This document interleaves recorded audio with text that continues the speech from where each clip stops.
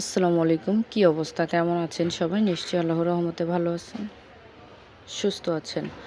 আলহামদুলিল্লাহ আপনাদের দয়ায় আমিও ভালো আছি। আজকে আমি কিছু নাস্তা বানাবো, এজন্য কিছু মাংস ভিজিয়ে নিলাম। এগুলা ভিজিয়ে ভালো করে ভিজার পরে ধুয়ে নিয়ে একটু হলুদ আর লবণ দিয়ে সিদ্ধ করে নেব।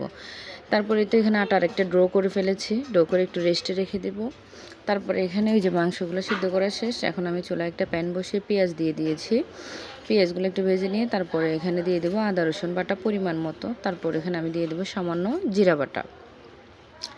জিরা বাটাগুলো দিয়ে আর একটু ভেজে নেব। তারপরে দিয়ে দিচ্ছি কাঁচামরিচ অনেকগুলো, কারণ আমি নাস্তাটা একটু ঝাল করে বানাবো। তারপর দিয়ে দিচ্ছি রেডিমিক্স যে মুরগির মশলাটা আছে সেটা। তারপর দিয়ে দেবো এখানে হলুদ গুঁড়া পরিমাণ মতন, একটু কম দিতে হবে, মশলার মধ্যে অনেকটা হলুদ মরিচ দেওয়া থাকে। তারপর দিয়ে দিচ্ছি মরিচের গুঁড়া।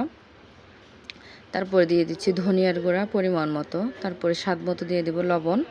দিয়ে আমি এগুলো একটু ভালো করে ভেজে নেব। তারপরে এখানে আমি সেই আগে থেকে সিদ্ধ করে রাখা মাংসগুলো দিয়ে দিব। তারপরে দিয়ে আমি ভালো করে করে নেব। তারপরে এখানে ম্যাজিক মশলাটা দিয়ে দিব, 4টা দিয়েছি। আর এই মশলাটা দিলে খুবই একটা অন্যরকম একটা গ্রান আসে, ভালো লাগে। তারপরে এই তো মাংসটা একদম আমি ভেজে ফেলেছি ভালো করে। এটা একদম পানি রাখা যাবে না, একদম শুকিয়ে ফেলতে হবে। তারপরেই তো ফাইনালি চলে এসেছি নাস্তা বানানোর জন্য। রুটিগুলো বেলে দেবে আমার আম্মুকে করেছে। তারপরে এখানেই তো আমি এটা বানিয়ে ফেলবো। অন্তন একটু ছোট ছোট করে রুটিগুলো বানাবো, আর অন্তনটা আমি একটু ছোট বানাবো, এই জন্য মাংসটা কম দিচ্ছি। বড় বানাইলে আরও একটু বেশি দিতে হবে মাংস।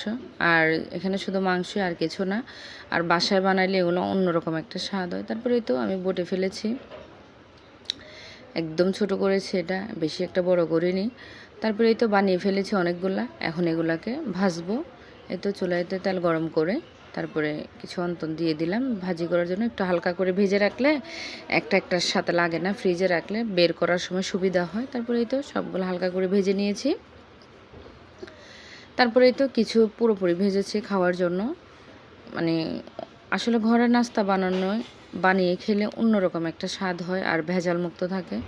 এই তো সবাই ভালো থাকবেন, সুস্থ থাকবেন। আমার ভিডিওটা যদি ভালো লাগে লাইক কমেন্ট শেয়ার করে যাবেন। আল্লাহ হাফেজ।